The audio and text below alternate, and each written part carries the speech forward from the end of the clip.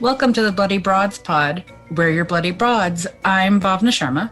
And I'm Jamie Howard. We are your horror guides from page to screen and everything in between.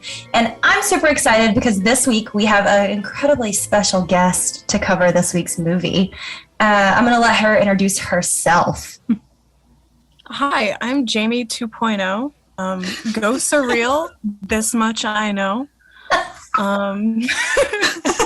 I am the annoying graphic designer that they've been dealing with, and not annoying. Lies and slander. Yeah, libel. No.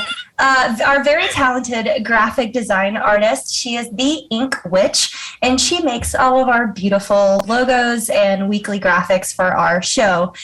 And this week we are covering Guillermo del Toro's Crimson Peak. Guillermo. I know, every time I say his name now, all I think of is What We Do in the Shadows because it's my favorite show. I quote that all the time. Guillermo, you need to drink more water. And he's like, oh, Guillermo, you need to drink more. Anyways, this movie is a masterpiece. I know Bob and I have a lot of feelings about it, as does Jamie. So let's not waste any time and hop right into it. Right. We're going to start this right off by saying it's not a gothic horror movie. It's a gothic romance, which means it's a love story with ghosts. Please get that right. Yes, please. It's true. In case her saying it in one of the opening scenes isn't, enough of foreshadowing for you. So gothic romances are my personal favorite. I don't super love other versions of romance. I'm just not into it. Apparently, I have to see my character suffer to enjoy the love. And everyone in this movie is offensively good looking. Every single one of them. Fucking right. Agreed. Like these pale people have no right being this beautiful. Everyone is approximately the color of like CeraVe's SPF 50, but that's a shout out to all my fellow skincare gurus. But everybody is stupid good looking. And I remember when they first started releasing behind the scenes pics from set, the chokehold these photos had on me in 2015 and my Tumblr. I was just these are so beautiful. They make me angry. I remember when this movie was first announced, and it was actually supposed to be Benedict Cumberbatch instead of Tom Hiddleston in the Thomas Sharp role. And I remember because Sherlock was super, super huge at that time. And, and then and people were like, oh, okay, that's cool. He seems like he would fit a GDT vibe. And then obviously Hiddles got cast, and I was like, please. Tell me more about this film. I would love to know more about the plot. Yes, the plot. Jamie, what about you? What were your feelings when you first saw the teasers? Because there were many. Long story short, my heat is coming up and banging. So, because I obviously live in the Crimson Peak house. It's okay. So, you guys, it's atmosphere. It's atmosphere. It's perfect. Literally, they're banging the pipes in the movie when she turns on the water. Yeah, it's perfect. And you know what? It's building aesthetic. I was like, of course the heat is coming out. Honestly, I don't think that since you were talking about Cumberbatch, because I was trying to keep quiet, which I can't. I don't think Cumberbatch could be nearly as soft. No, absolutely not. He couldn't reach that tenderness that Tom does. No, and if he did, it would be very obviously fake. Yeah, because I feel like as much as I love Cumberbatch, I feel like he is kind of typecasted in a sense where he does have this sense of I don't know how exactly to put it, but he has this harshness to him, this all-knowing harshness. Yes. And I feel in that sense, if he were to be cast in that role, I don't feel like he would meld at all with everyone. No, and knowing knowing what we know now, like seeing the direction his career has gone in since then, you're absolutely right. He has an edge to him that I think plays up the horror aspect of this. But I'm sorry, I just don't buy him as a romantic lead. Like I don't. I feel awful saying that. I'm like, you guys, I'm like wincing into my mic. I'm like, oh God, they're gonna. If this was 2014, 2015 Tumblr, I would be SOL right now. Yeah. Your cred would be. Yeah, it's fine. You know what? But you're right, though. You can't even deny this. This is not. You're gonna look at me and tell me I'm wrong. And like to play into a point we're gonna definitely cover later in the episode, like he wouldn't have been able to be that passive character that he needs to be at the end, like towards the end, where when you finally figure out what's going on and like what everybody's intent was from the beginning. For lack of a better word, he wouldn't be able to simp for these two women the way that the way that Hiddles. Oh my God. Yeah, I was going to warn you, How Jamie, else would you describe it? Do not take a sip of a drink right before Bhavna starts talking, because if I had $1 for every time I almost choked on whatever I was drinking while we were recording, I could buy like something off the Taco Bell menu. Like, I don't know. Like I've almost choked multiple times. But you're completely right. Like so Tom Hiddleston, having a Shakespearean background and a theater background that he's talked about at length in interviews. Yeah, listen. We're the unofficial Tom Hiddleston podcast now, guys. That's just what we are. Yeah, and Loki poster right there, right behind Bhavna. I know. I have loved this man's performances since he was in, and of course I'm going to blank out the New Zealand crime show. No, it's a Swedish Wallander. Swedish Wallander. Thank you. Yes, I remember seeing Wallander for the first time and being like, who is this? Like, who is this? Like, I was still in high school and I was like, oh no, who is this? But yeah, I know. And then of course, like he looks not completely different now, but has gone a completely different direction with his career. Thank goodness, because the range, my God, the range alone that he explores in this movie. Yeah. And I'm so glad that we get to nerd out about the literature references in this film and what it's built on, because that's, for me, why Tom Hiddleston was such a perfect match for that. Same thing with Mia Wasikowska. I always say her last name wrong. I should be able to pronounce it given my heritage, but it's fine. It's fine. So for those that took English 101, you're probably going to roll your eyes at this. But this movie is very clearly an adaptation of the Bluebeard myth. And the short version of that, and I'm going to make this as short as I can, y'all. So Bluebeard is this super scary guy who somehow becomes a pirate in later versions of this story. He marries a young woman, even though other people are like, I have a bad vibe about this guy. He tells her this whole beautiful castle is hers. He gives her a set of keys, but he tells her, don't look in the cellar. He goes away on a trip, I guess, to plunder, as a pirate does. And of course, what is the first thing that she does? Invite her sister over, and she's like, come on, girl, we're going to go into the cellar where my husband told me not to go. She opens the cellar, and it's not just like the remains of his other dead wives who have all mysteriously, quote unquote, disappeared. It's like their bodies and what's left of their bodies hung up on meat hooks. And there's so much blood in the cellar that it's described in different versions of this tale as varying degrees of inches of thickness, which just I can't. Yum, yum. Right. Not yum. Dinner. Jail. Directly to jail.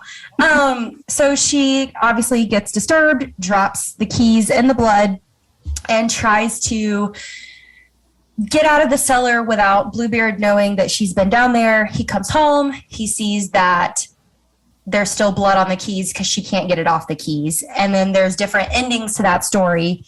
But it all ends up with basically more or less what happens in this movie. But instead of ghosts, it's actual people. I frankly love this. I love any sort of retooling of old-timey Gothic tales, especially things that are centuries and centuries and centuries years old. If you can modernize something without losing the mystique of it, to me, that's talent. And I think if anybody could do that, it's Del Toro. Oh yeah, for sure. Great. I would actually love to see him do a take on the Persephone tale. Oh Oh my God. Yes. I had not considered that until just now, and I'm gonna let that wash over me because I love Persephone so much. Me too. Which I'm just gonna add in a point here, because I think if we're gonna like talk about that in itself, the fact that I always saw in that death personified. Yes. So I feel like, knowing Guillermo, I know that I feel like he would definitely do something along those lines where like death would have a personality. Oh yeah. And I would love to see that. Like, oh, so good. Just everything. Gizmo, reach out to us. We've got ideas. Gizmo. He's not gonna know. He's gonna be like, why did these people call me Gizmo if he hears this? Like, the worst part is I want to say all these things where I'm like, yes, Goth Daddy, take me away. Like, we will get to that aspect in a second. So I know a lot of people had problems with this movie because they went in thinking this is going to be like Hellboy in a corset, and it clearly wasn't. Hellboy with a wig. oh my God. Pictured Hellboy in like a powdered judge's wig. Yes. No, just Hellboy and Edith. You better work. Yes. In Edith's wig. They're playing our song. Please stop. I can't. But we're keeping all this in, guys. Yeah. I know Bhavna has pretty strong feelings, as I do, about the marketing of this movie. And marketing is a complicated thing in the film world, but yeah. But how do you mess up this bad? You literally marketed it to the wrong genre. It's like somebody just went like, oh, it's a Guillermo del Toro movie. It's a horror movie. It's horror. Like, oh, there's ghosts involved. Yeah. There's like ghosts involved. There's all this involved. Yeah. It's got to be a horror movie. It's got to be ghosts. Like, oh, look, they've got these pale ass motherfuckers in this thing. It's got to be ghosts. And it's got to be horror. And I'm like, it's a gothic romance. How do you like, I know after a certain point the director has no say and like the creative people have no say in the marketing of it. It becomes like you give it into the hands of the producers and production company and everything. But how do you mess up this bad? Because I feel like a whole bunch of my friends who would have seen this had it been marketed as a gothic love story didn't go see it because they're like, oh no, I can't do horror movies. Like, I don't do horror movies. I don't like scary things. Whereas like if it was marketed as a gothic love story, they'd be like, let me pull out my English degree. Let's go. Yeah. And there's enough, again, literary references in this to win over anyone that's ever cracked a Jane Austen book or a Bronte sister book. Like, it's incredible. And like, I mean, we talked about this kind of off pod too. The opening to this film is so strong, and everyone who came at this with a horror perspective only was like, oh, they showed the ghosts like 5 seconds into the movie. And I'm like, that's still scary to me. Yeah. I mean, I was horrified. Yep. And I know Jamie over here has very strong thoughts about the opening ghost. Yes. First of all, I mean, just Guillermo's mind on like gothic ghost forms and just the design, the cinematography, and the lighting, the coloring, everything. First of all, everything he does visually is just beautiful, just absolutely stunning. And just the intro and you know, just the opening of just that blinding white and her being in the snow, and then how it carries over to like the funeral, and like just it's beautiful. And then the ghost, when you first see that ghost, and the fingers, how they crack and pop over her shoulder, just like an actual, like, it's horrifying, but yet at the same time you don't feel completely and totally horrified by this presence. Like, No, there's which a is- weird comfort to her in, like, this disgusting way, I guess you could say, like, for people who aren't into this kind of stuff, where you're like, ooh, oh, God. But just the way her hand, every time I think of this ghost, I just think of that hand and how her fingers kind of like pop, pop, pop, pop, pop, pop over the shoulder, and how they rest like a spider. Oh, Like, Yeah, just- like that kind of so overhang. beautiful. I mean, listen, Gorgeous. she was gorgeous, but she very much scared me. I mean, she looks like a before in like those Dawn dish soap commercials where they're like scrubbing the oil off the poor animals. She looked like she was the before. I was like, oh my God. And like, I know it's her mom, but like, come on, mom, like come back as something less terrifying. First of all, See, I found her voice supremely comforting because I think that's what drove the point home for me was that she sounded it didn't sound like beware of Crimson Peak. It was very much like, it was like a, how do I put it? It was very like, you know, it was almost like whispers on the wind kind of, but still I'm ghosty. I'm resisting the urge to make a Careless Whispers joke, but that's fine. Please make it. Please make it. No, I just didn't think anything was comforting about her voice. So when you said that, obviously I recoiled. I was like, what part of this is comforting, Bhavna? Jesus. Well, if you think about it compared to like especially because it is Guillermo del Toro, it's a conscious choice not to make her sound rickety, ickety old. And then when we get Enola's ghost in the bathtub later in the movie, obviously she's incredibly terrifying as well because she still has the meat cleaver in her forehead.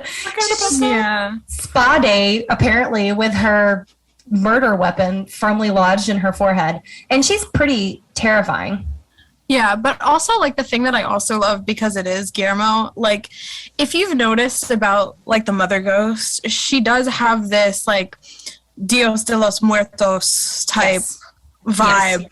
Like, you could definitely see it in, like, the dress and like, the headpiece and everything. And, like, I kind of love how he adapts that in to that as well. She was spicy. Yeah. She was. Well, and he's never going to miss an opportunity to use costuming to speak for the character. Beautiful. I'm completely obsessed with Victorian mourning rituals and clothing. Mourning as in MOURNING, so funeral. You can mourn customary. in the morn. There you go. But this was hidden for me, you know, like it's the first time I saw this movie in theaters, I was lusting over these costumes even more so than the actors. I was just like, I want to live in these costumes. This is gorgeous.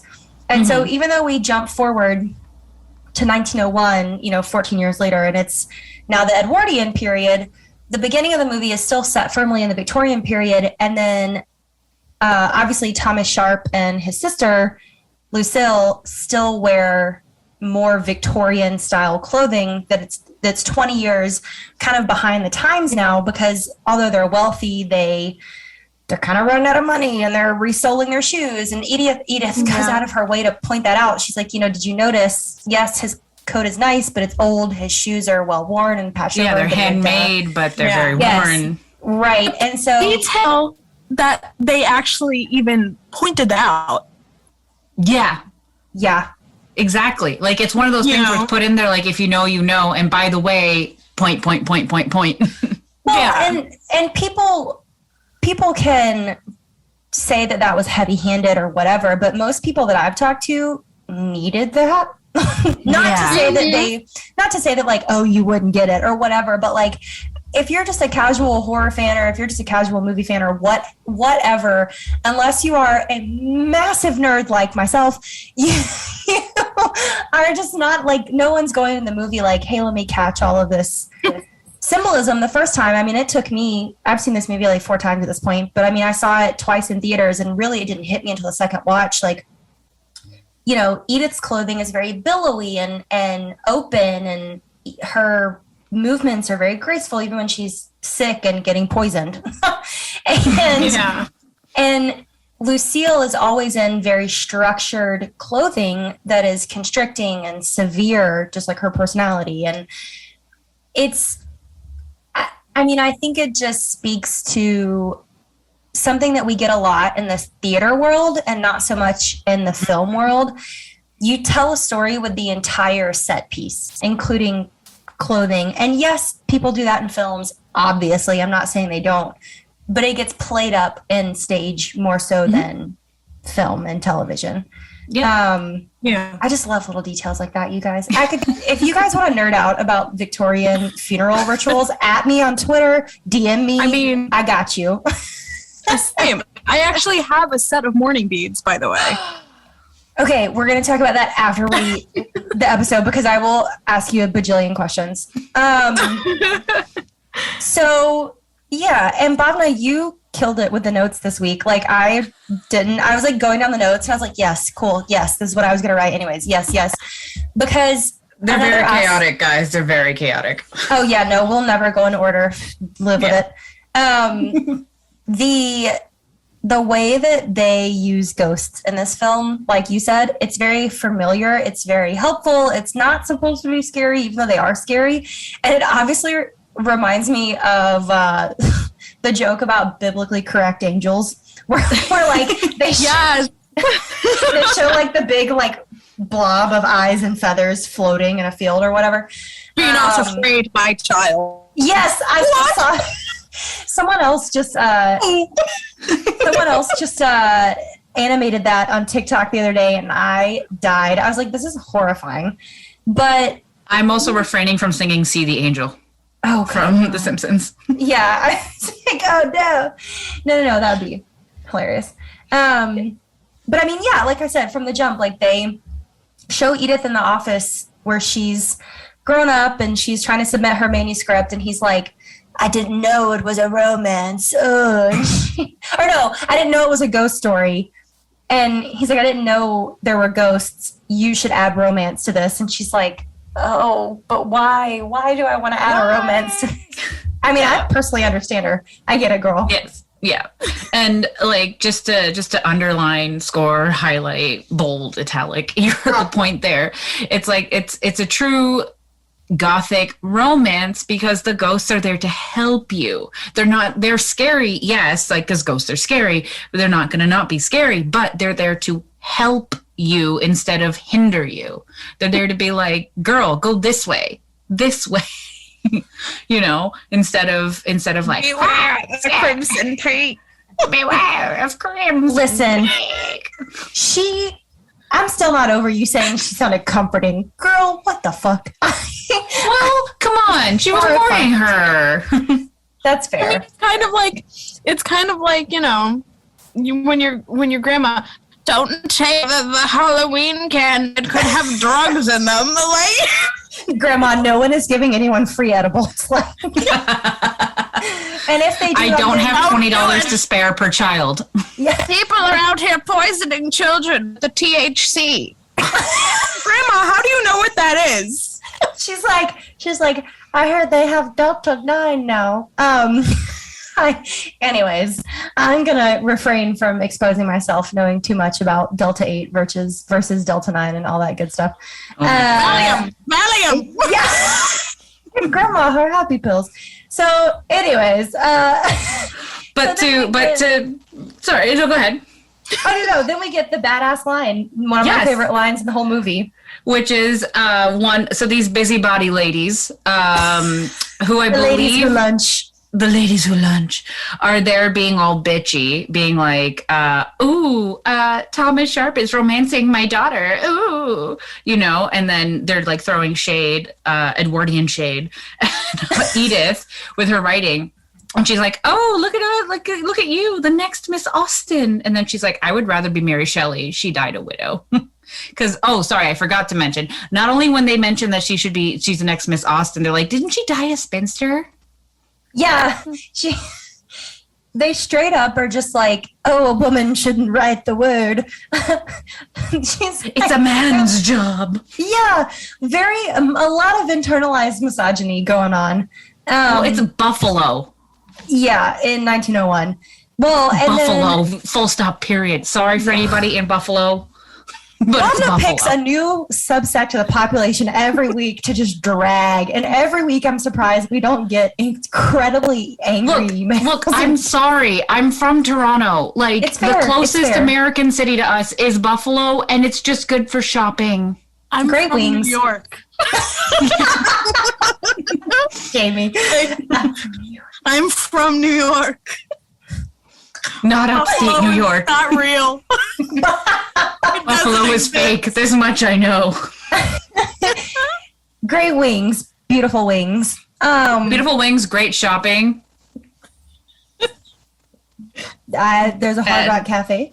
Yep. Cheesecake Factory, tops. That's it. Tops. Did you That's hear all. the awkward pause? We were trying. We were grasping for something that wasn't there. Hey, cheaper hockey tickets. I can see the Leafs for cheaper at HSBC than I can in Toronto. So That's wild.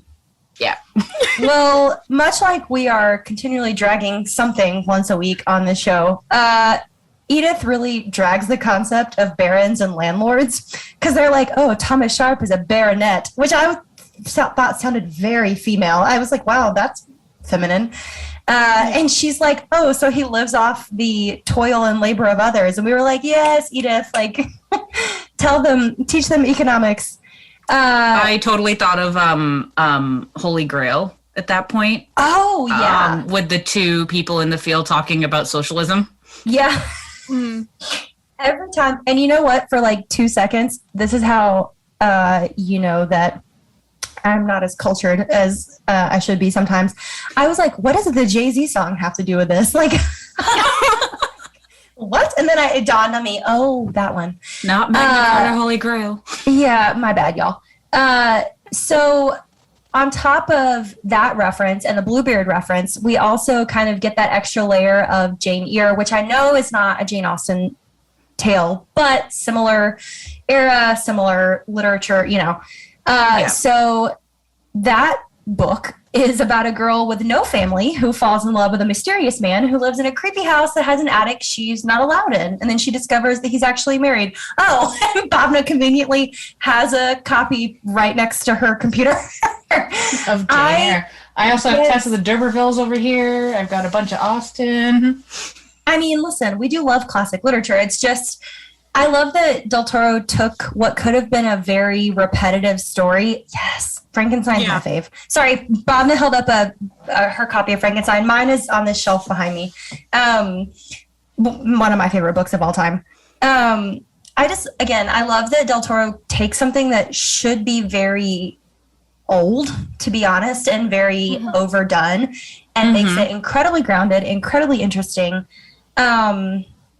Because any of the literature we've mentioned up until this point, it's almost like, if someone were to go, I love the adaptation of that tale, it's like, okay, which one? Right. Yeah. Yeah. Well, and he talks about this. Yeah, and he talks about this in a interview with a podcast that the DGA does. I think it's called The Director's Cut. I had no idea until recently that this was even a thing, which I probably should have known about. But he did an interview with them right when this movie was coming out. And he talks about how the Gothic romance had kind of been abandoned up until now. And he specifically picked something that is very feminine and is very historically seen as less than, so that he can play in that playground, so to speak. And he says it much more eloquently than that, but it's a great interview. I'll have to link it like in the show notes or something. And then we finally get to meet Tom Hiddleston's character, Thomas Sharp, while she's turning in her manuscript. And man, does he come in like a bazillion hot neon red flags that I don't really care are bright red. Okay, listen. Two things. One, what is that walking red flag over there doing? It is gorgeous. That's not red, that's crimson. Well, it looks like I can only peek with that crimson flag over there. Okay.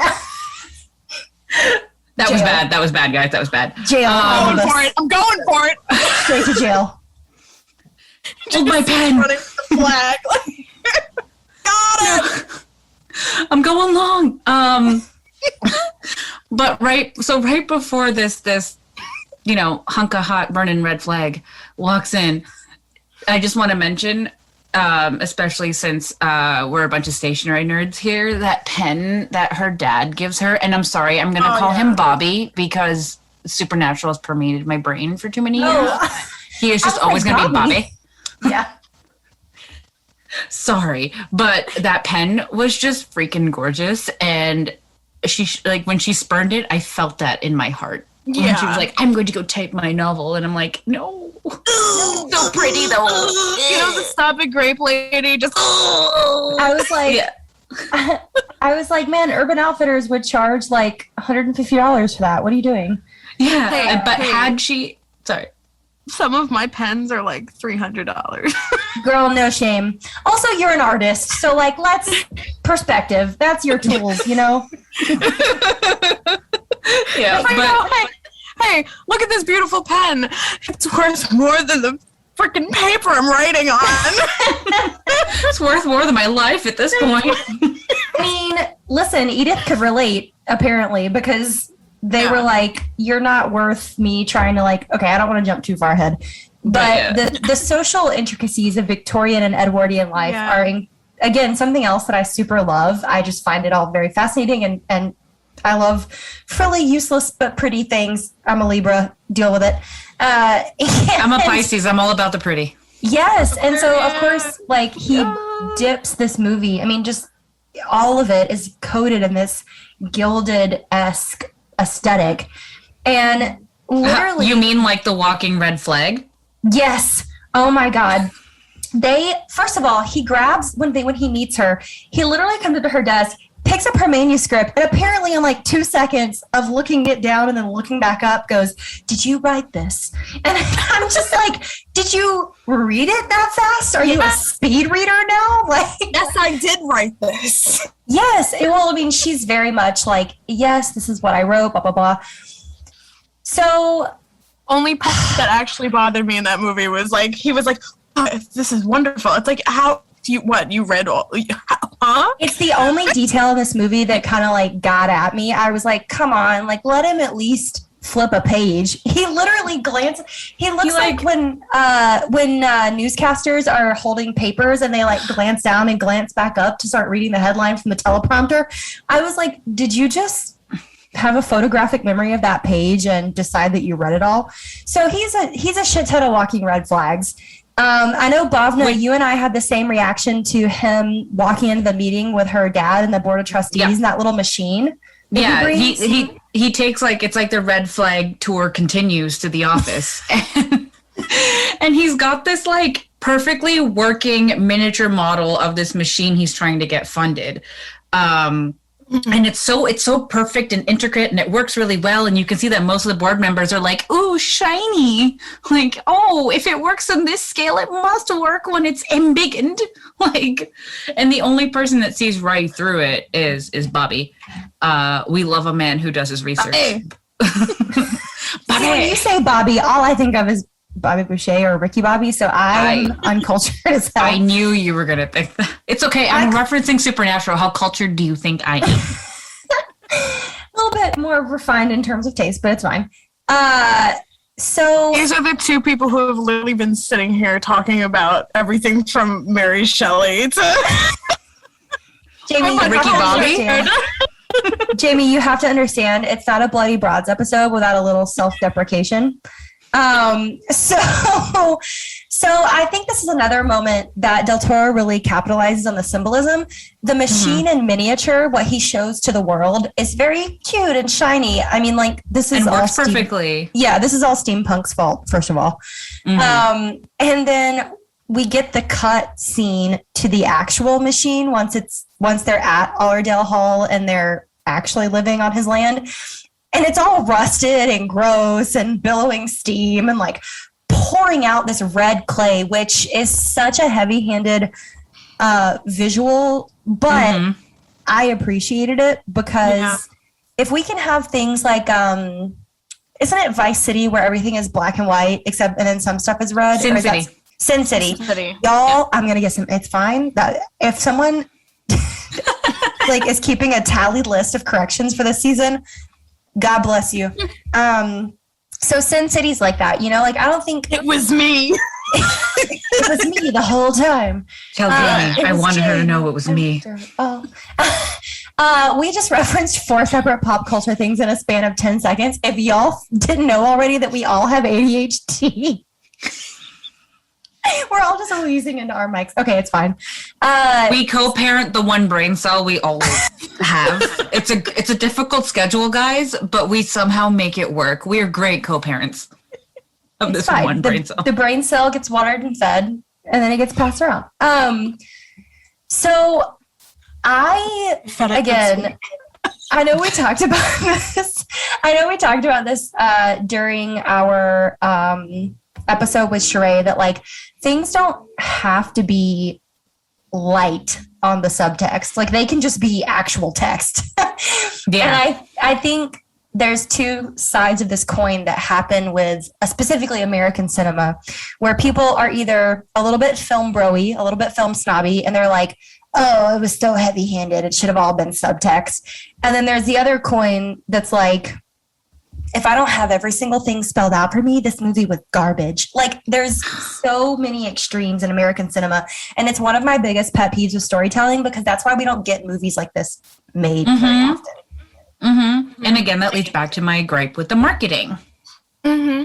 Because had they marketed it right, it would have gotten the right audience, or would have reached out to the right audience to come to this film. Like, thankfully, and I'm going to say this applies to a certain subsect of Hiddleston fans, not all of them. And you guys have heard me talk, both of you specifically and me on different pods have talked about the certain subtext, a certain subsect, of Hiddleston fans that I would just rather not be associated with. But a lot of them do have overlapping, sorry, I'm just laughing at Jamie, not the graphic designer, co-host Jamie laughing. Anyway, so they have a lot of common interests kind of overlap, kind of like us. Like, we all appreciate a good Shakespeare reference here and there. We all appreciate some culture in our lives. Ricky Bobby or not.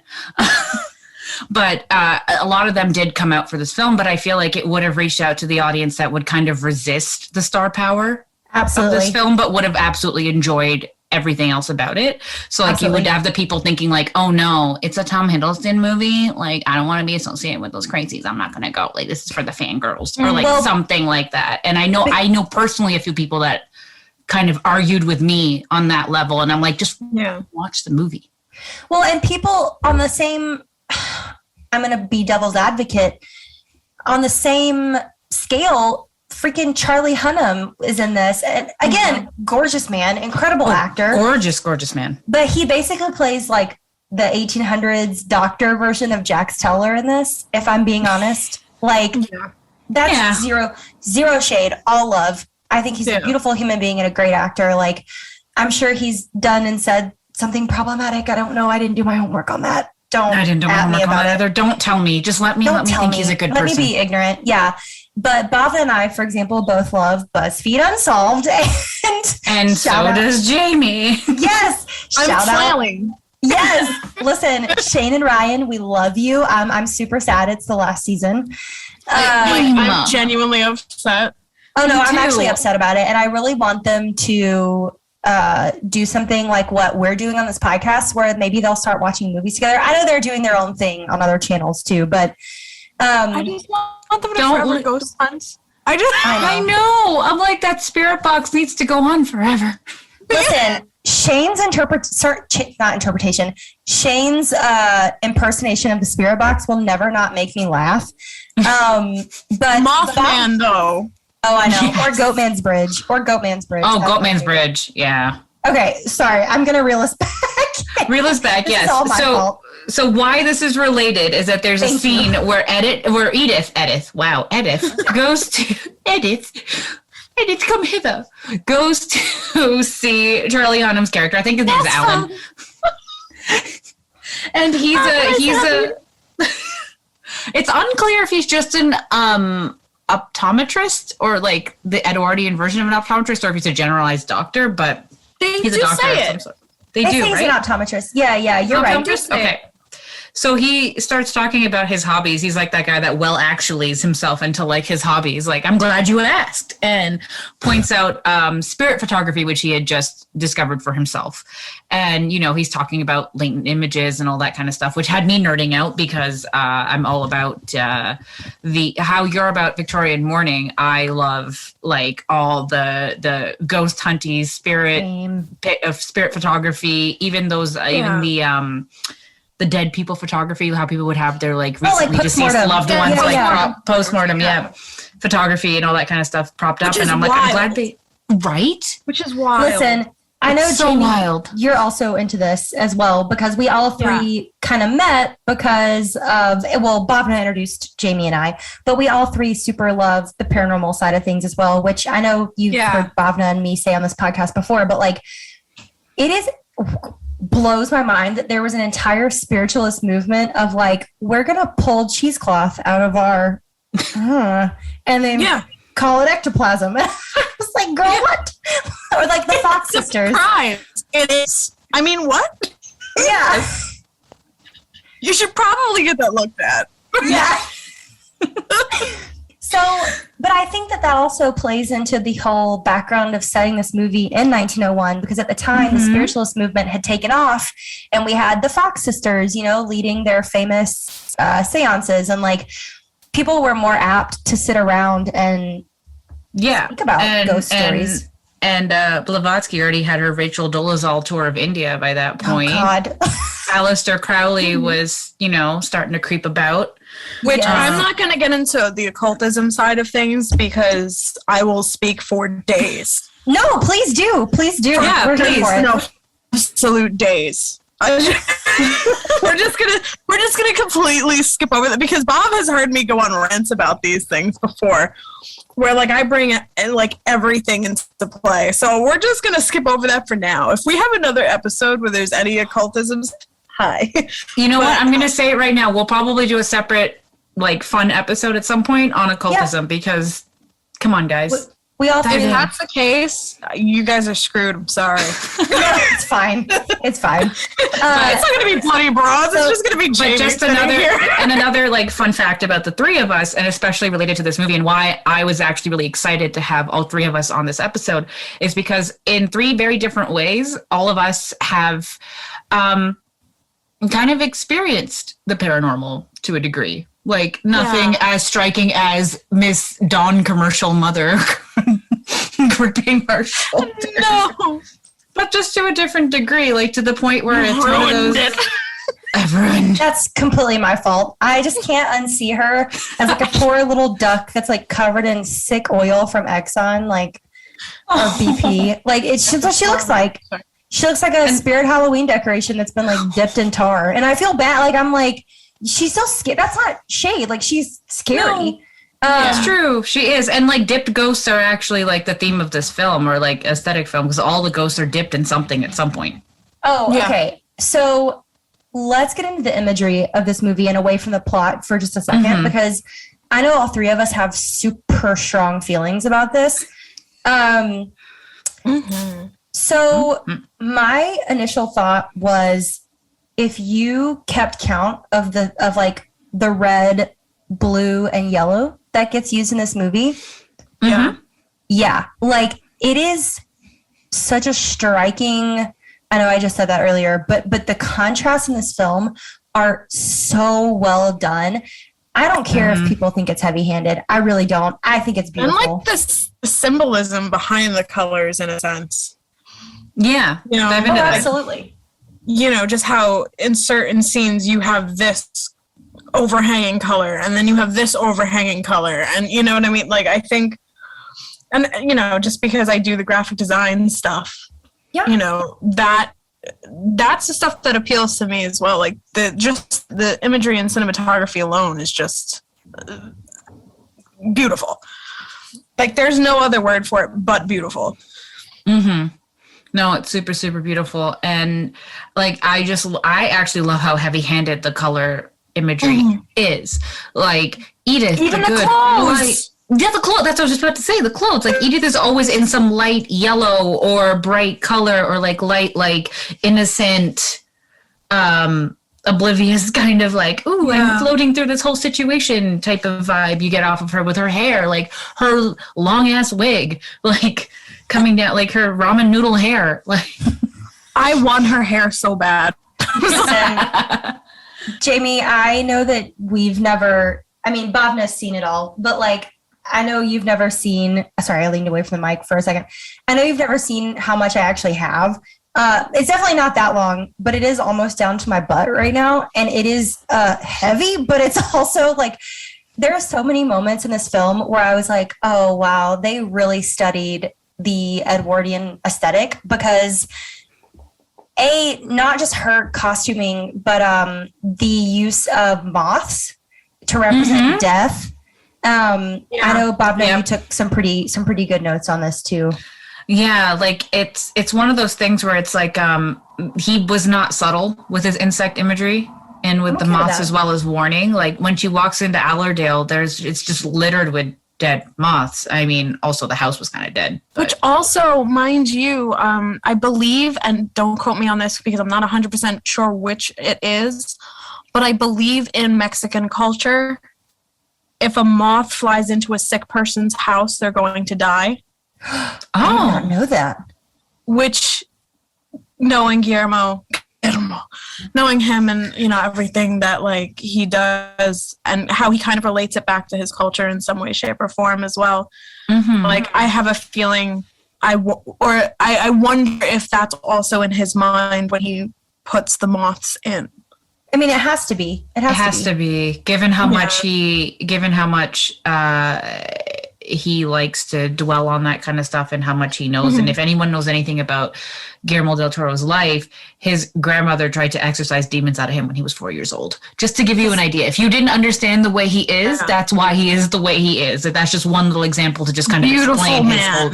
Oh my God, yes. Beautiful man. I just want to grab a coffee with him and just pick his brain. Right? Like, I love him so much. It's like, I don't even know him, but I love him.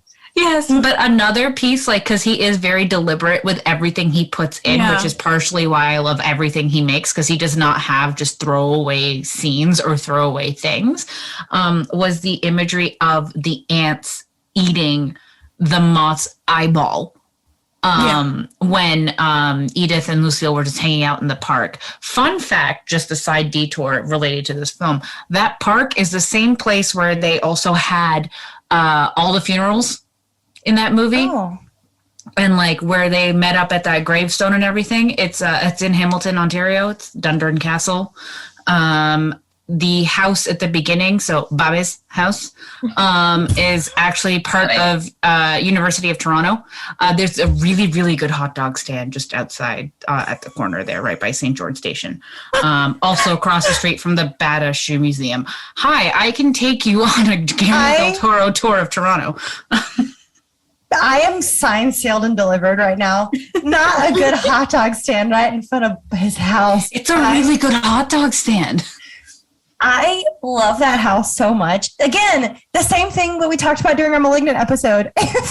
I talk about these houses as if they're for sale. I'm like, oh, look at the finishes. Look at the rooms. Like, also that house is the same house where they filmed the ball scene in. So like, they leave the house, but it's the same fucking house. They just go to a different room. Sorry. Okay. The other thing that kind of threw me off, and the reason why I know it's Edwardian and not Victorian, when Edith takes off her shrug and has her like whole bare back out at the ball, I was like, okay, girl, if there was such a thing as like Nasty Gal or Shine or, any sort of like cutesy club clothing of the day, that was that dress. I was like, oh. And in contrast, it's hot girl ball season. It is hot girl ball season. Yeah. And I'm resisting the urge to break out in a Megan verse. I really am.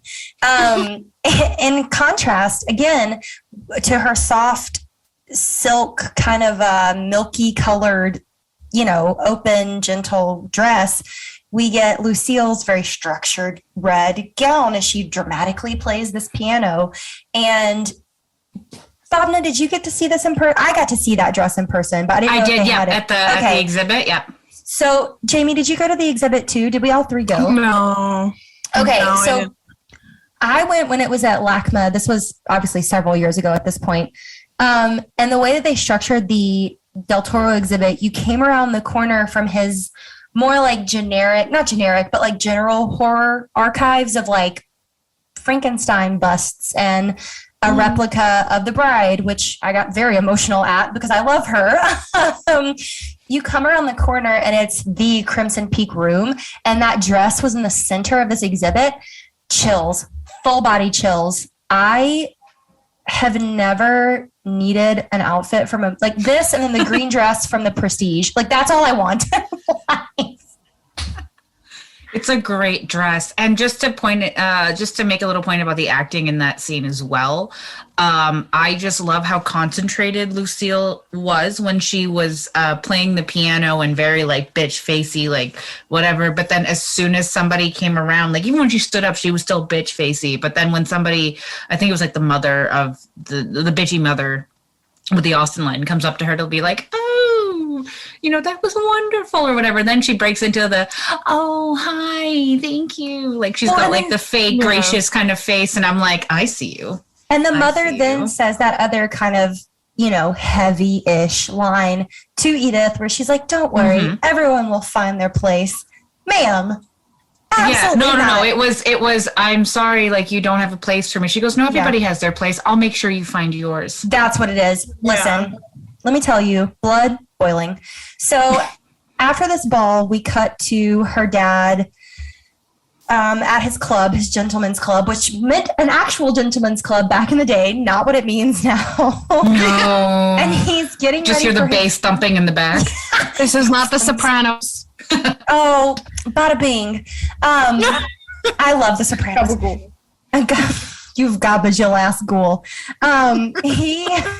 He unfortunately gabas his last ghoul this morning at the club while he's shaving, and I almost passed out watching this on a big screen. I'm not a head injury person.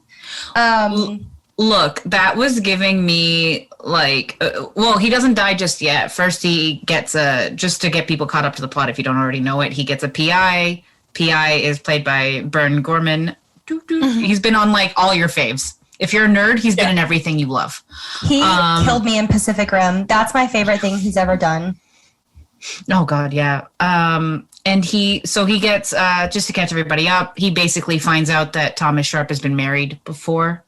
He doesn't actually, so he gives like a dossier over to Bobby. Bobby then tries to get, Bobby then pulls up the siblings Sharp and goes like, yo, dog, I've got receipts. Like, here's some fucking money. Fuck off. Break my daughter's heart. Yeah, because he's like, you're not going to be divorced and also with my daughter. Apparently that's just like not a thing. Yeah. We're Edwardians. We're not in the age of Aquarius. Like, what's that supposed to be? Jamie just got very defensive. She's like, hold up. And I mean, if you've ever been... Hold my drink. Yeah, hold my drink. If you've ever been broken up with, like, I think we can all relate to a level of sadness, but not anything like what happens when her father tells Thomas to break up with her, essentially. Well, he says, you're going to thoroughly break my daughter's heart. First of all, what kind of dad asks for that? Like, I mean, I know he thinks he's protecting her, but like, first of all, I don't know. Were to break my heart. Oh, right? I was like, come on, why you gotta be like that? Breaks my heart by existing. Right? You exist. I hate you. I mean, Bhavna and I both had a very visceral reaction to him being like, I'm going to tear apart everything you've ever written, which I'm not a writer, but I am though. Right. So if he went after me like that, I would just throw myself off the nearest cliff, which is actually just 2-minute walk that way. Yeah, I was like, so not far away at all. No. I mean, skirt. That my bad.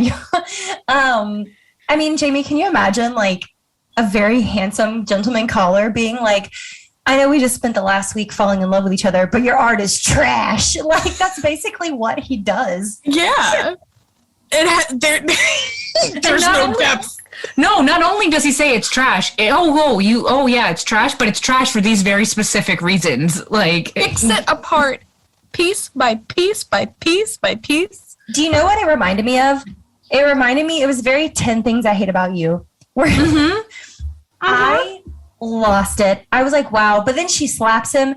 And come on, if you were on Tumblr between the years of 2010 and 2015, who amongst us? Like, that slap was so satisfying. I was like, this. Because at that point, he doesn't just insult her work. He insults her. Yes. Which is the whole reason she goes, bada bing, bada boom. Yeah. She's like, fine, you don't like my art, it's not for you. But then you're telling me, like, I've never been in love and I can't write about love. Like, who the fuck are you? Right. And so there's this big dramatic breakup scene. And then we get her dad at the club the next morning. But so, also, can we just also focus on the way he turns around and you could see the pain in his face? Yeah. The man is acting his ass off. Like, oh my God, like, I did that. Like, without I was being too like, good. oh my God, I did that. Yeah. He's like, I mean, he's thoroughly just, the amount of eyebrow acting Tom Hiddleston does is very inspiring. It's not even his brows. It's just straight eyes. Yeah, it kills me. Like, to me, that's the mark of a good film actor. If you cut him from the nose and the brows just alone, just even looking into his eyeballs.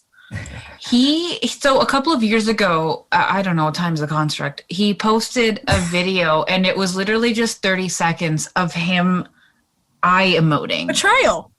Was it for betrayal? Yeah.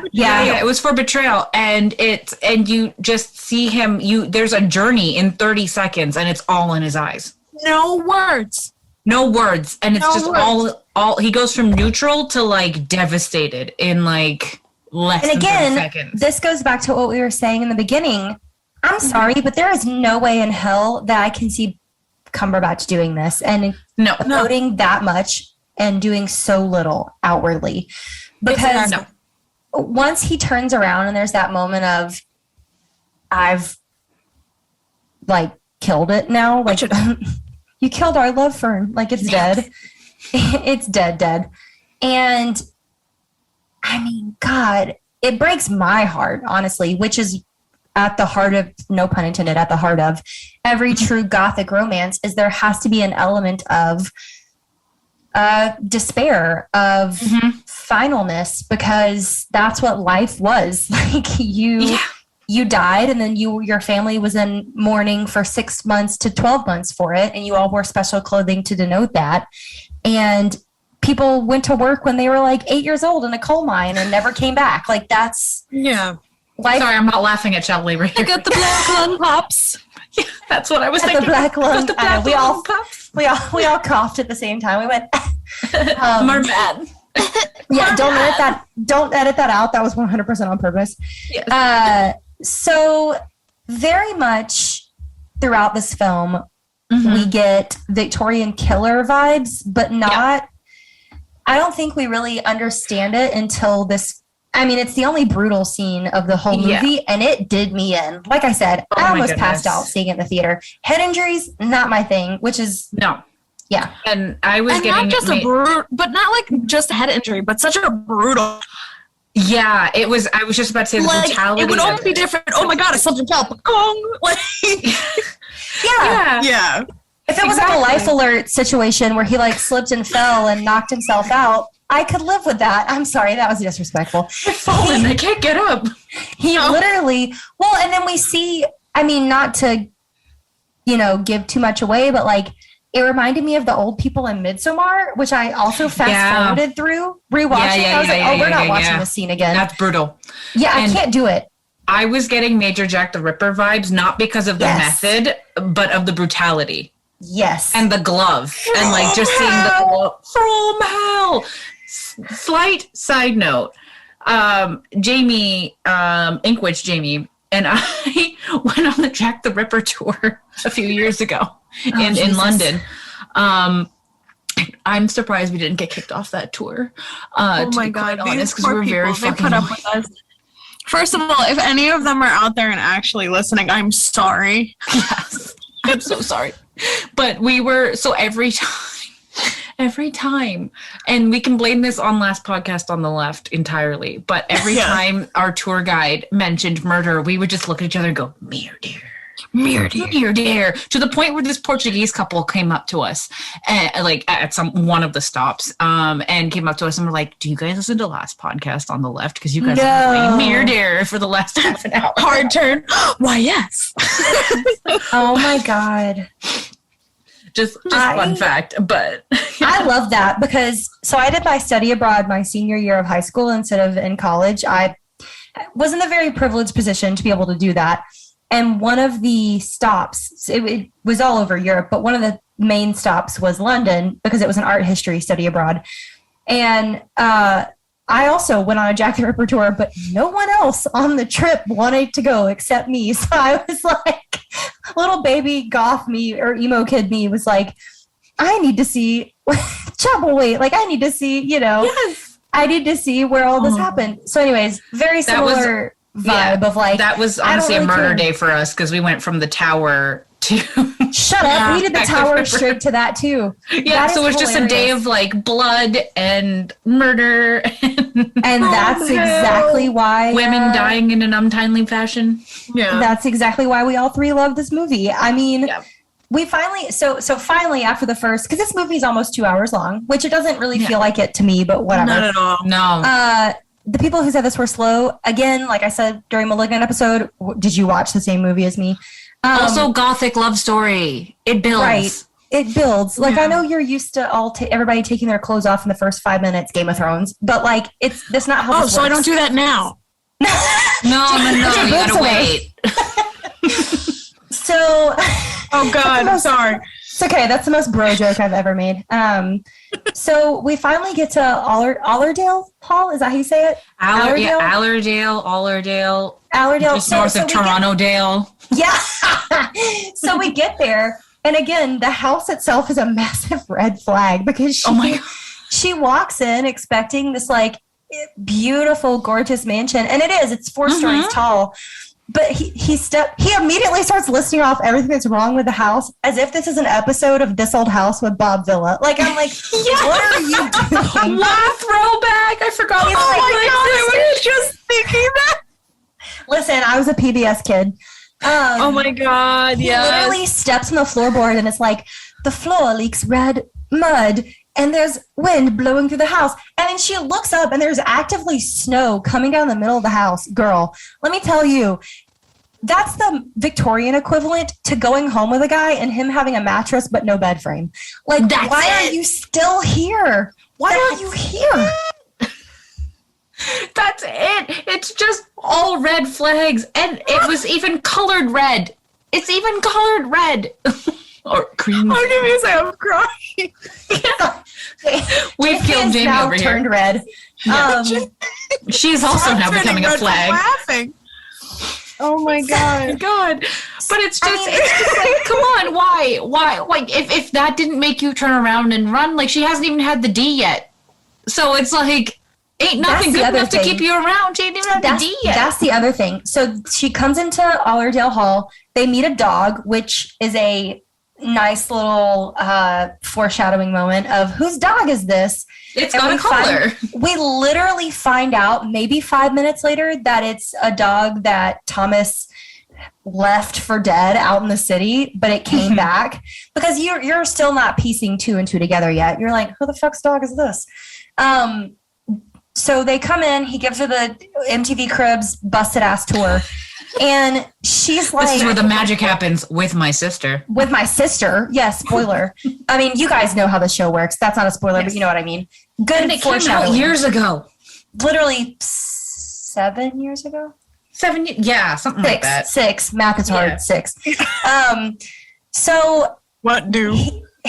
Lucille goes to hug Thomas, and she grips this man like he is Stretch Armstrong. She is like grabbing his forearms and is looking over his shoulder like, yeah, you see that? That's my brother. But what she really is doing.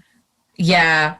That hug is the right amount of creepy because not only is it held for like that touch too long, it's held for like 10 touches too long and the bad touch, not the good touch. Yeah. Jesus.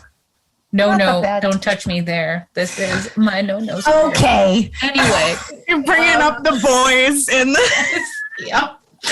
But if you as an audience member haven't figured it out yet, like it's like, there's something untoward going on with these two. And before anybody comes at us saying that was too heavy-handed, have you read any Victorian literature? Because Del Toro talks about this again in that DGA interview. The first movie he ever saw in a theater was Wuthering Heights, and I was like, "Oh, that explains so much. This is it for you." And again, I mean, we see a ghost again right off the bat. Shout out Doug Jones. Right? Okay, so Doug Jones is such a good human in general, Right. but he's really found his niche in playing monsters. Honestly, good for him. I'm like, you know what? He's so flexible, first of all, and he's so gangly. And I know he has a genetic condition. I understand that. But the fact that he's just been like, okay, cool, like, here's how I'm going to capitalize on that is beautiful, frankly. Your favorite fish boyfriend, Doug Jones. He is my favorite fish boyfriend. But yes, the house. The house is just constantly falling apart. And he tells her from the jump, he's like, yeah, we spend a lot of money on this house and it's sinking into the land. Like, literally, it's sinking. Honestly, that house is just an accurate depiction of my mental state on any given day. Honestly. I look great on the outside. In the inside, I'm just sinking into red mud. Listen, once again, as a Libra, I understand. We're going to have the aesthetic, even if the foundation's not so great. Exactly. My makeup will look bomb, but I'm crying on the inside. Right. And so we cut back from their hall to Dr. Charlie Hunnam. The Ryan Bergera, everybody. So he's kind of like, I've got two brain cells I can rub together. This doesn't seem right. I'm also not in love with him. I've got no blinders on. I've only got blinders on for her. So he enlists the same PI. Yeah. Because he's just like, interesting. Because apparently Buffalo, New York only has one private investigator in 1901. No, but they hired him out of New York. They made a special point to say that he was out of New York City. I missed this because I was too busy being grossed out by the head injury. Okay. Yeah, no. He's from New York. So he's like big time PI guy. Not to go backwards, but like having her identify her dad's body, Jesus Christ. Like, that scene kills me though. Oh, yeah. Isn't she? It was the way she goes, he's turning 60 next week. Like, just like, also, such a power move in that scene. Not to go backwards, but it was such a power move because you have Charlie Hunnam on one side with the other doctor, and you have Thomas and you have Edith on the other side of the body. And she's saying all that stuff. She's having her breakdown. And then Charlie kind of, like, you can see it. He kind of goes to, like, he's going to, like, come around and hug her. But then Thomas is like, no, I'm here to take care of things now. And I'm like, that's a power move. For some reason, though, her line in that scene when he goes to like start like investigating the body and he's like goes to move Bobby and basically she's like, that's my father. Like like I don't know why, but that line always, and the way she says it always hits me in the chest for some reason. Yeah, because she goes, that's my father, like in that like half cry choke. I was just about to say, she has the warble down. It's the So the key to crying on command and acting is making yourself try not to cry, because you can't ever really stop yourself from crying. Like you're always going to get like at least a tear.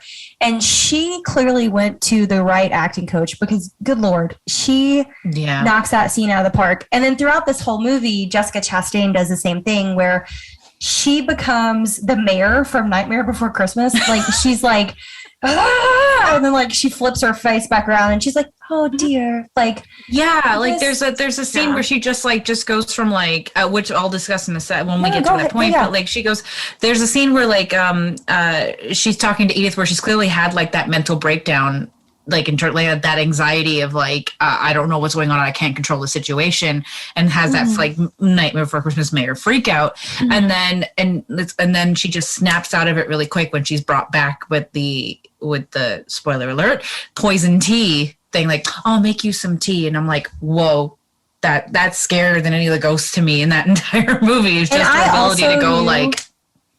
Yes. And I also knew right from the jump that they were poisoning Edith, that Lucille and Thomas were poisoning Edith. Like, as soon as they were stirring that tea in, I was like, oh, this is bad for our girl. This is very bad.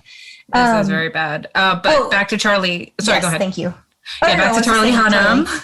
He employs the PI, and he wants to know like what was being done. And this brings us back to the attention to detail that Guillermo does in his films. Where like Gizmo. Guillermo, drink more water. I'm never going to be able to call him anything except Gizmo del Toro now, and it's y'all's fault. It's Del Torso. It's Taika Waititi's problem. It is. But yes, so he has a whole bunch of newspaper clippings and official documents and all of that kind of stuff. And it's just that it was the newspaper clippings that really struck out to me, because if anyone has been to a museum and has seen any kind of Victorian newspapers or like any kind of like official documentation from that time, it was fucking perfect, right down to the illustration style. That time, like, because in the newspaper clipping they show like the murder of the mother, and or the death of their mother, and like the little ink sketch of the two children of Thomas and Lucille, and it's you can't find fault with anything in this film if you're going to talk about authenticity. Like, it's you're not going to find a Starbucks cup on the table in this film. You're not going to find that. The only gripe you could have is if you were very into fashion and costuming. In Edwardian times, especially for a woman of her means, Edith would not have that bright canary yellow silk. It's silk. It's not as much the color, but definitely the material. Like, that's two very expensive things in one outfit for the time period. But we get these beautiful newspaper clippings, and then doesn't he go to the post office to pick up parts? Is that what it is? Yeah, he goes to they go to the post office. They both go together to pick up parts, but then a snowstorm hits. Right. And they can't go back home. No. No. As much as I make fun of Hallmark romance movies, especially Christmas movies, for using this trope, it is 100% like a classic Victorian romance, Gothic romance trope that like being stranded somewhere with your lover. And yes. I find it very interesting that they play, I mean, I know why, but they play up the we're finally going to consummate our marriage aspect of this, because at this point they'd been married for like what, a month? Like a month, 2 months, something like that, because the voyage over would have been a couple of weeks in and of itself. Yeah, and they don't ever admit, they never suggest that they had done it before then. Hence she hadn't had the D when she entered the house, so why are you there? Yeah, also Jamie's like about to combust. Yes. Wasn't it too where initially he doesn't want to stay? Mm-hmm. He's we should go, we gotta go back. And she's like, no, let's stay here. They've got a room. We got a room where your sister isn't gonna be like, look at two people, because she's creepy. Oh, God. When they showed Jessica Chastain looking through the peephole on their first night together, I was like, oh, God. Well, I mean, because right from the jump, they started implying the incestuous relationship. Again, nothing is... Yeah. There's not a whole lot of subtext to this film, which I'm okay with. And, like, even earlier, like, way, way back when they were still in Buffalo, Jessica Chastain seen wearing, like, a family ring. Yes. And, you know, he's like, okay, give me the ring. I'm going to go hawk it. Like, or like, I'm going to go use it, whatever. And she's just like, it's like, oh, he's like, that's all we have left to sell. And she's like, no, we're buying something with it. And you very much get the implication that they're going to get the ring back. So you already know that these two are up to no good. And like, again, yes, it's heavy handed, but I love it because that builds up the drama. And doesn't she even say something like, you picked her? Why? Yeah, so because they were on the track to get the other woman. Yeah, and the other woman has supposedly more wealth, more stature. Yeah. But I think looking at it from a villain's perspective, looking at it from Thomas Sharp's perspective, she would be more missed if they killed her, you know? Whereas Edith is a loner. Right. Like, she doesn't really have any siblings. Definitely. Like, they killed her dad. So they... And they weren't counting on Charlie Hunnam. Right. So Charlie Hunnam, PI / ophthalmologist, starts researching him. And in the meantime, we cut forward. We have this very hot post office scene, which I was a little confused as to why there was like bedrooms at the post office. It's like, I think it was also just kind of like a way station as well. Like it's kind of like that in-between point between town and the estate. You're right. Because he does mention once they first get to the hall, like, hey, there's no one around for miles, and town is like a half day's drive or something like that, carriage ride or whatever. Drive, Jesus. Henry Ford was not a thing. And then later when Charlie Hunnam comes up, they say it's about 4 hours by foot from the state, from where they are at the post office station. Can you imagine power walking through like frigid weather 4 hours because you love this person so much? Like that's love. Hallmark be damned. Like anyways. But that post office scene though, yes, very hot.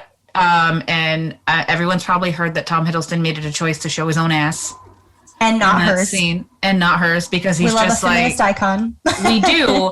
And like, it was his idea. He's the one that told Guillermo, like, hey, like, let me be the one. Let me be the back shot. And I just want to bring up this point, and it may be just because I really, like, there's a point, and it doesn't really get discussed much, but we're going to discuss it, because that's the whole point of our podcast. And always. In that he's... First of all, it's not, I don't want to use the word revolutionary, but it's a very unique scene, a love scene, because, and especially for the time, because he's giving her pleasure. Right. Like he does go down between the knees. He gets in them legs, but also like in terms of the story, it's not out of character, because if you think about him and his sister and what I said earlier, he's basically a simp. His sister, but like it's not out of character either. Like if it was the other way around, then I would have been taken out, if you know what I mean. So even in the choices within the love scene itself, like it's very in character. Yeah, because I also feel like Edith, I mean, character-wise, wouldn't. No, not at all. No, not at all. And that would have taken me out. Yeah, and I feel like her, in general, she's a very meek character. Yeah. Like, you know that, like, and this is another small gripe that I have, but I feel like their chemistry wasn't the best. No. Which, I mean, I love them both, but their chemistry together, but, like, you see that, like, Tom and Chastain. Well, you know what I mean? I think that's on purpose. Like, I think... Yeah, I mean, the other part of it, too, is that, like, he marries her to kill her. Like, he marries her with the express purpose of being like, all right, well, we got what we wanted. Like, but also he loves her, though. Yeah. He does. That's the thing. Which is where it kind of, like, it's kind of abundantly clear that he does. But I think he doesn't completely fall into it. I think he, like, also naively this whole time thinks that he'll find some way to save her. Yes, absolutely. I think, like, from the minute he chose her, he made a decision, even though it wasn't a conscious decision, like, I'm going to find a way to save her. I'm going to find a way to save her. And yeah, that because comes he wouldn't feel that bad if he insulted her like that in the beginning. Exactly. Right. And he did mean to originally target the other woman, so... Which would have been easier. He would have been able to be like, I feel no ways, goodbye. Yeah. Yeah. But in this one, like, even later when you do get to one of the climax scenes, you know, and he's like, well, she's going to live. It's fine. The three of us can live together. You know, stuff like that, where it's like, honey, boo-boo, child. I mean, what universe did you think the three of you could get along? Lucille is such a grim reaper. I don't know how that was ever going to happen. Right.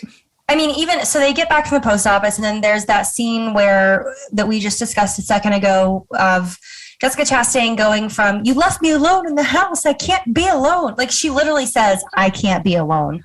Yeah. To red flag. Yeah. To, I'll just make you some tea. Which also is kind of funny because, like, so I don't know if you know anything about my grandmother. She has, like, she had basically a mental breakdown when my grandfather died. Fair. And her whole thing was, I can't be alone. You can't leave me alone. So what's very interesting is like that scene for her being like, you can't leave me alone. It was like, woo, relatable. Like in a weird way. Like just to know that, you know, so like there's something up here going on that obviously you need to say that, you know? Well, I think it comes from a place of she is now alone in the house with the ghosts of Enola and the other wives. And when you find out later that she knows that the ghosts are around as well, like so she's not ignorant to them. No, she 100% realized, like she lives with them. She knows what's going on, and they do a good job of kind of teasing that, but especially towards the end of the movie. Mm-hmm. And if you are at that point in your life where you know you've done things that you regret, and now you are alone with those thoughts, and they are literally haunting you. I mean, my God, who wants to be left alone in a big creaky house with every mistake you've ever made? Not me. Literally all your murder victims in one convenient spot. Hi, welcome to anxiety. Right. So it's like, hey Alexa, play Anxiety to the tune of Valerie. Anxiety. Anxiety. Thank you. So why don't you come on over, Anxiety? Oh, Jesus. No, we have medication for that.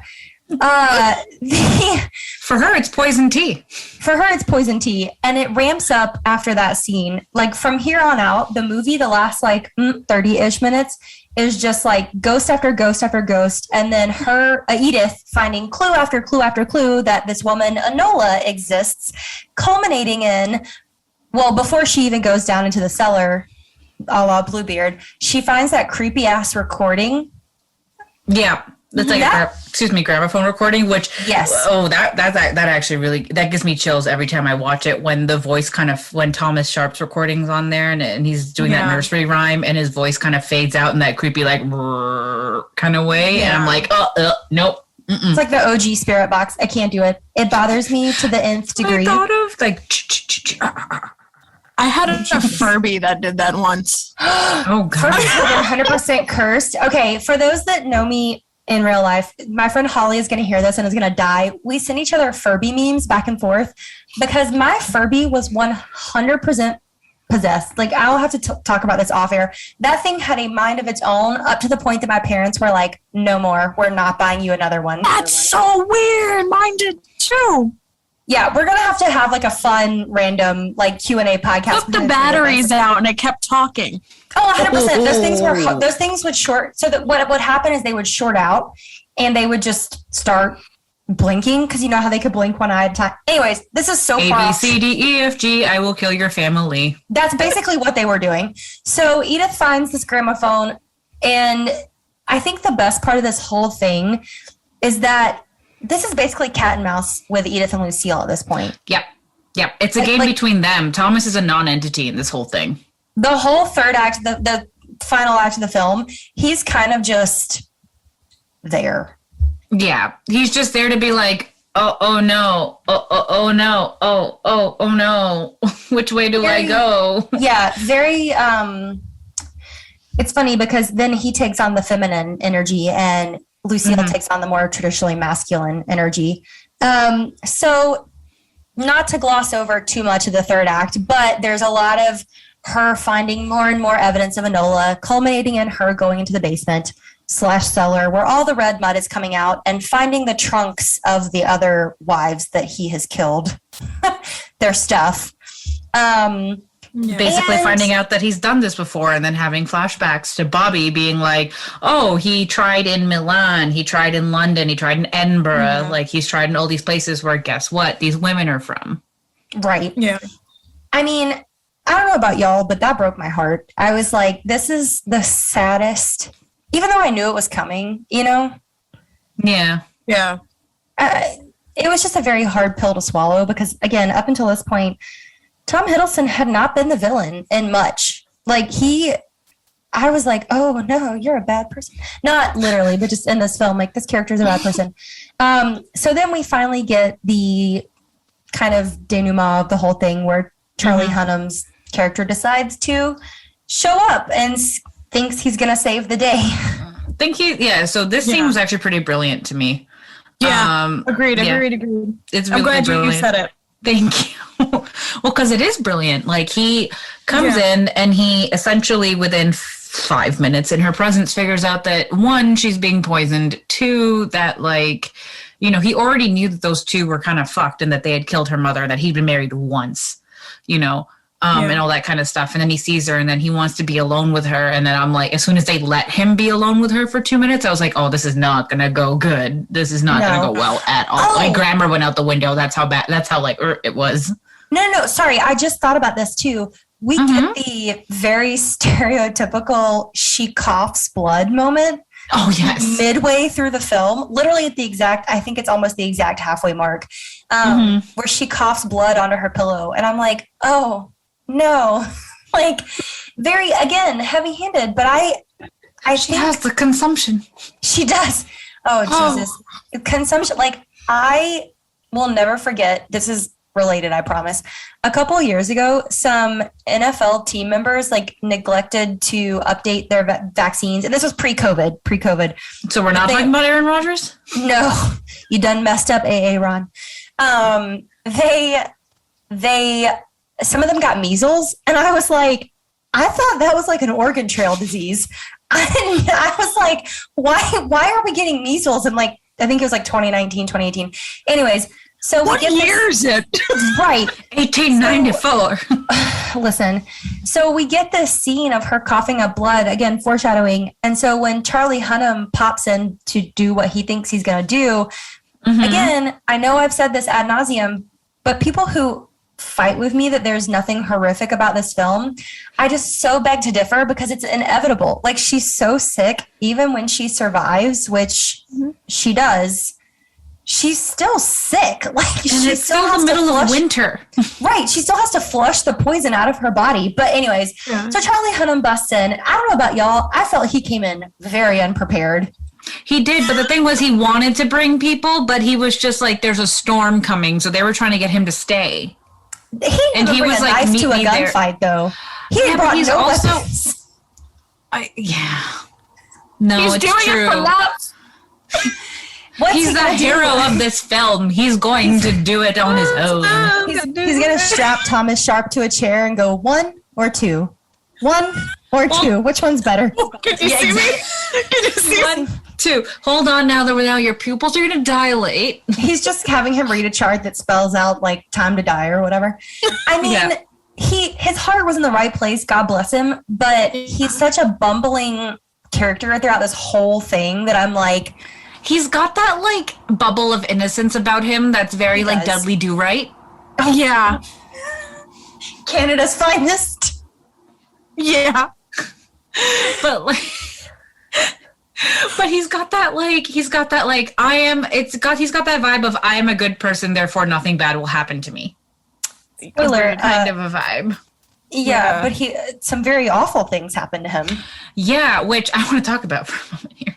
So he basically goes, the jig is up, I'm getting her out of here, y'all are bastards.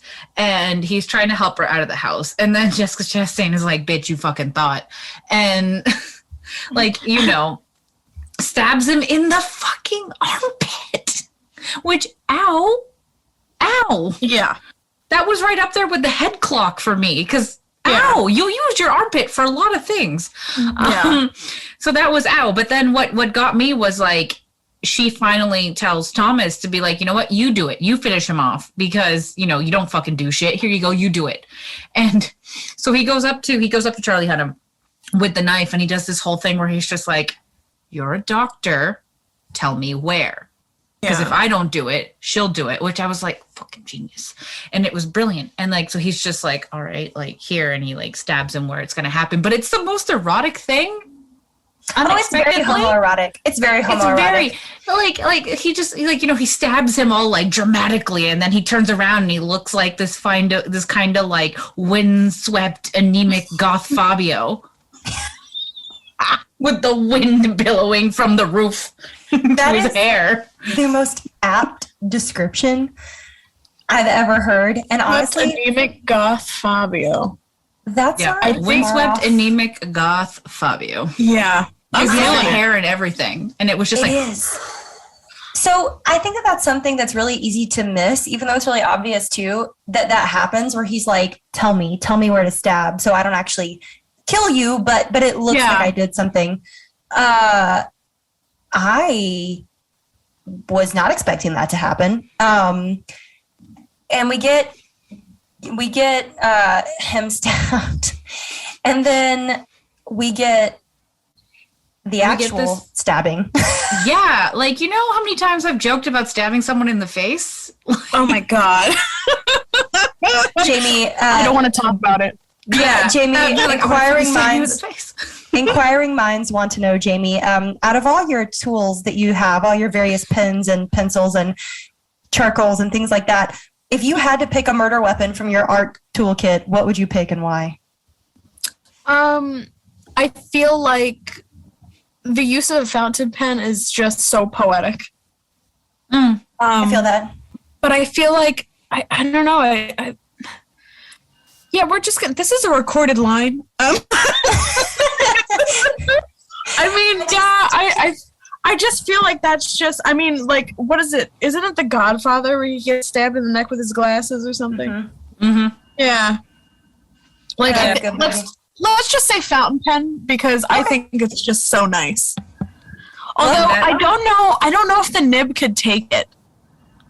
This is why I asked, because the nib would kind of break off depending on like. Not even. It would just bend. I don't think it's strong enough. I don't know if it would do it. I mean, unless you had like an extra fine, which is almost like needle tip, maybe. Yeah. Yeah, like I have all my pens, as you know, have the extra fine nib on them, and that can take it. But it might also be good. But you'd have to go with such a like the velocity of your stab would have to be so like. That's why I asked because. Yeah, that's why I asked because A, I just was curious because I have morbid curiosities, but B, the ending of this film, kind of. Yeah, where Thomas gets stabbed in the face with a fountain pen. No. It's disgusting. Yeah. He gets the fountain pen? Yeah. No. Or is it the letter opener? It's the letter opener. I'm pretty sure, I thought it was the pen. No. He gets the letter opener. Oh. Okay. Because she just grabbed something off. Chastain gets the pen. She gets the pen. Which wouldn't work because there's too much. There's too many bones. You'd have to hit like right in between. You'd have to hit her like right here. Like because Edith stabs Lucille after she signs the papers that Lucille's dad. Or sorry, Edith's dad. That was a big mistake. Edith's dad gives to her. Bye. So she goes to the elevator and which is this beautiful gilded, it's literally a gilded cage of an elevator, which like, again, with the symbolism. Look, why is the elevator the only thing that works in that house? One. Hello. Even when she first turns on the pipes in the beginning of the movie to draw her bath and like the red water comes out at first, but then the clear water, I was like, girl, I get it. I grew up on a well water system in rural Alabama, but also we let it run down the drain first before you continue to fill up the tub. Like, gross. Yeah. And two, there's so much stabbing going on in the last like 15 minutes of this movie. Like the one that gets me is like, if we were to talk about all of it, it would take another half an hour. But the one that gets me is when Edith is in the elevator trying to escape, and Jessica Chastain has like her hand on like the bar, and she's just slicing in the middle of her machete-like knife, and goes like, just like, I think it's like 3 times to the phalanges. Yeah. She like credit card swipes that shit right on her fingers multiple times, and Chastain's just in there going like, "You think that fucking hurts?" Yeah, and then later she just full blown palms that. Yeah, she palms the freaking machete, and I'm like, when they're playing peekaboo ghost outside. Yeah. It's the same hand, and she's looking at her right in the eyes as she's palming this like machete-esque like meat cleaver. Yeah, I was just 100%. So the last me then.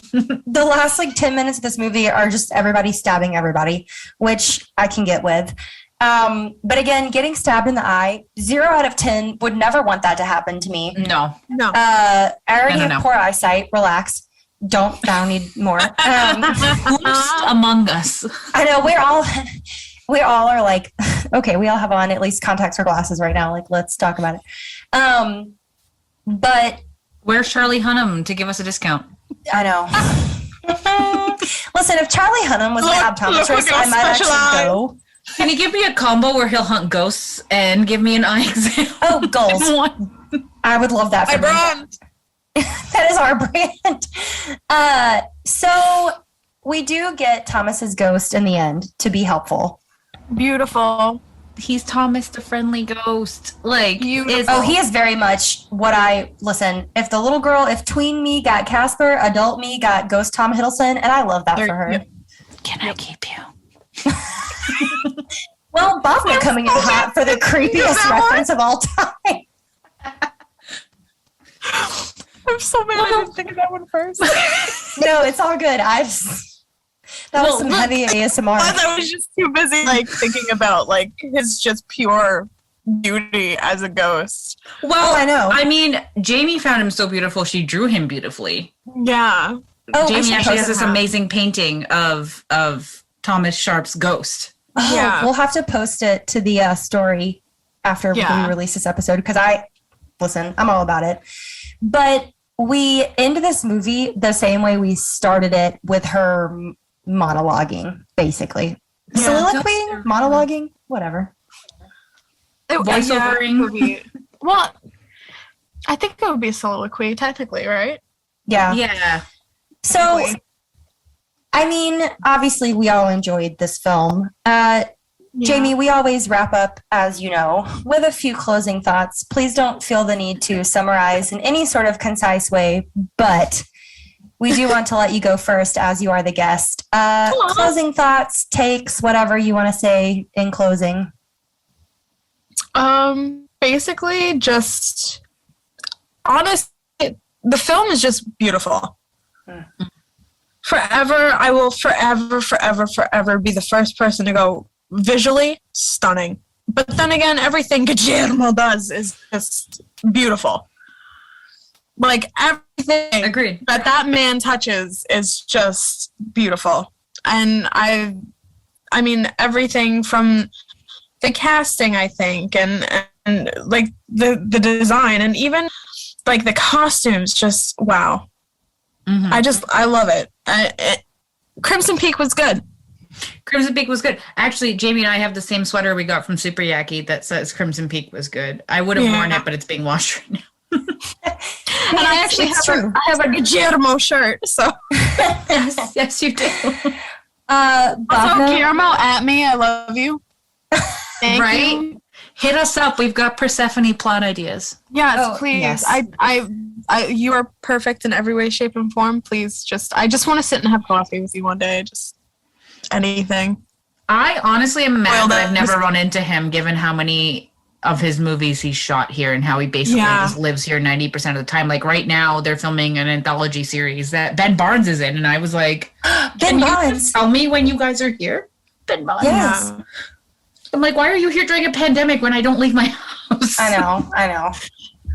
Bhavna, closing thoughts, statements? This movie is actually really, really, really, really good. I would watch it any time of year, not just relegated to spoopy season, because it is I would add it to my, not rom-com list, but when I'm .com. Other Jamie and I both just made the same face. You guys did. It was a very Jamie face to make. We just were no? Yeah, of course not. Anyways. No. But no, it's great. I love it for all the same reasons as Jamie just mentioned as well. It's beautiful. Cinematography is great. Symbolism is great. Attention to detail is great. Mm-hmm. And Guillermo's movies, much like Edgar Wright's movies that I've mentioned before, is one of those ones where you can have you can watch it multiple times and not get everything in one go. Yeah. There's still something new every single time you watch. Like this time when I watched, I think I noticed more of the moths. I didn't really pay as much attention to them in the first couple of viewings that I've had of this film. And that's just one example. So it's like, it's not like, oh, I don't want to watch a movie again, because everyone knows by now that I am a repeat watcher of things. I will watch something I love a million, bajillion, trillion times. But and admittedly, some of the things have lost its new kind of value, like me picking up new things, and it's just a comfort thing that I can kind of zone out to. Whereas with this, it's something where I'm obviously still picking things up, and I think that's a mark of a quality film for me. I fucking love this movie, and if anyone doesn't like it, unless you have a legitimate reason, like, and you have actual examples of something wrong with the film itself, instead of just like, then just go, just shut up, just never take this film's name out your mouth. Fight me. Jamie, your final thoughts? Well, I just dropped a headphone, so can you guys still hear me? Yes, we can. Okay. Final thoughts. I love this movie very much. I think it was sort of glossed over by a lot of people for the same reasons we discussed at the beginning, where they were like, oh, it's a Hiddleston fangirl movie. First of all, Jessica Chastain acts her ass off in this film. The costuming is, yes. I mean, just the fact that this wasn't more critically acclaimed kind of speaks to, and again, this came out 6 years ago, so the film landscape is different. But the similarity is, I think this speaks to the idea that anything that has a horror element, even if it's not true, quote unquote, horror, is kind of panned automatically from the gate. Respect horror, just like you would respect the rest of cinema. I think that there are horrific elements to this that do make it terrifying. If you can tell me, like when people argue that this is not a horror movie, I'm like, I don't know, maybe finding out that your husband has secretly been married before and also killed his ex-wife, to me, that's fucking scary. Like, I don't really know what else to tell people who think that this movie is not. Again, my definition of horror is the inevitable. So you can't change the past. That's a fact. Like, it's inevitable that you're going to have to deal with the fact that your now husband is a murderous liar, or a lying murderer, however you want to spin that. And also, just like sorry, Dot, sorry, I didn't mean to cut you off. But just to add on to your point there too, is like, and I'm sorry I didn't mention this earlier, just literally a light bulb in my head, is that, and just to bring back a whole bunch of points here about why Tom Hiddleston's great for this role and not Benedict Cumberbatch, to bring us all the way back to the beginning, is that he plays the red flag so fucking perfectly that even the most critical of minds afterwards, you go like, well, he wasn't that bad, was he? He plays that like to the point where you're like, well, you know, like you get that argument of like, you actually could make the argument, or you can even attempt to make the argument of like, well, he didn't really do all of it. He was just under her control, or like you start even thinking about those arguments, even though, yes, we as evolved people know that he is just as much to blame because he went along with it. But then you start making those arguments in your head that could be valid and that could be argued, and it's like, I couldn't see Benedict Cumberbatch doing that, but Tom Hiddleston does it so beautifully to the point where like he makes me want to defend him, because Cumberbatch is just angry. Yeah, he plays just angry and sassy. He has Tom Hiddleston has one thing that sets him apart from anyone else that could have technically played this role, and that's charm. That's the missing puzzle piece. The charm that he turns on in this role is insane. I mean, the man has charisma for days. We all know that. He plays a murderous villain in his most popular role of all time. And he's never once skivvy at all. Never once. Exactly. And I don't know if you guys saw him in Henry IV, Part 1 and 2. Yes. Yeah. Same character. Super fucking charming. Different decade. Yep. Obviously different century. But He literally picks up pieces of his craft and is just like, okay, how can I put a different layer on it? It's like ordering a cake. It's always going to be the same flavor on the inside, but he puts a different dressing, a different icing on the outside every time. Yeah. And I'm okay with that. I'm completely fine with that because he's so good at it. And but he also finds the nuances in each absolutely. Absolutely. To the point where it isn't the same cake with different icing. He gives you red velvet. He gives you chocolate. He gives you cookies and cream. He gives you strawberry shortcake. Oh, bless. This is the best. This is the best way I've ever described this man in my life. He is truly so outside of, yes, he's a very good looking man. Outside of his superficial things, I really have an artist's crush on him, and I always have, because as an actor, it's like the level of commitment to playing all of the notes, all the chords that the instrument that is that character is capable of, instead of it being one note, to harp on a metaphor. He does it so well, and so does Jessica Chastain. And that's why, first of all, I'm the world's biggest Jessica Chastain fan. I'm about to go see The Eyes of Tammy Faye, and I'm already emotional about it. Yeah, I was like, don't spoil anything. So my sincere closing thought is, this is such a detailed work of art. You need to go into this knowing from the jump that this might not scare you, but if it can make you feel anything, that full range of human emotion, it's the same way I feel about Haunting of Hill House. Mm-hmm. It is a story with ghosts. It is not a ghost story. Yep. And my God, does it break your heart in the most beautiful way possible. Beautiful sets, beautiful design, incredible acting, incredible editing, beautiful sound design. Mm-hmm. Scares. Yes. We have a sound bar. So we just, a couple months ago, we moved into this new townhouse, and we invested in a very nice setup because we both love watching TVs and movie and everything like that. The sound design pops on a home system, which not a lot of movies do, unfortunately. You can take, for example, an action movie out of the theater and it doesn't sound the same. Anyways, top to bottom, I'm going to keep it brief. Top to bottom, this film is gorgeous. And to me, I felt very satisfied with the whole thing. And I know a lot of people didn't, but I challenge people, if they haven't seen this since 2015, to go back and watch it now, comparing it to Hill House. Yes, comparing it to Hill House, comparing it to a lot, actually, of the horror things we've gotten in the past 6 years. And with that being said, we are going to start wrapping up with our closing, where we can find everybody. Oh, Bhavna, yes. And just before that, just to touch upon Jessica Chastain for just a moment. Always. She acts so well that she's playing third fiddle in this film. And she is not a third fiddle lady.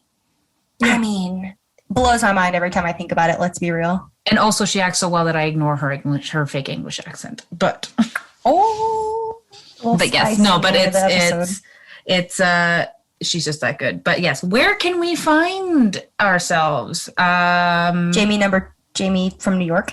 Jamie 2.0. Under the bed. You can find me under the bed. She's Enola. Enola Shotty. Usually crawling on the floor, go to work. Fun fact, we every pretty much a morning ritual for me and Jamie 2.0 is to text each other to say we're alive, and then promptly I text her the Crimson Peak gif of the ghost crawling. To be fair, that is 100% how I feel some mornings. That's me every morning. Listen, meat cleaver in the head and all. Just here. But yes, Jamie is a wonderful artist. She is the Ink Witch. And where can people find you? I'm on Instagram as ink.witch. Like ink.witch. That's me. Hi. Do you have a website if people want to commission something from you? I actually don't, but I'm pretty much on Instagram and all that fun stuff, and you can find me there. Perfect. Well, if you guys love our logo and our Twitter icon, as well as our weekly episode arts that we throw up on Instagram, Jamie does them. She's phenomenal at what she does. Bhavna, where can the people find you? They can find me on Twitter at the Lucky Charms. That's SHARMS. And they can find me on Instagram at the Lucky Charms with a little fancy underscore at the end. Again, that's SHARMS because I am not a brand of cereal. Every time. I laugh every time. I'm at Jamie Kirsten Howard on Instagram, at Glitter Burrito on Twitter, and you can find the pod at Bloody Broads Pod across all social media, including Anchor. We also now have a support us button on our Anchor where you can contribute to the pod. And yeah, thank you so much. Leave us a review, like, subscribe, tell a friend to tell a friend. And until next time, bye. Bye. Au revoir.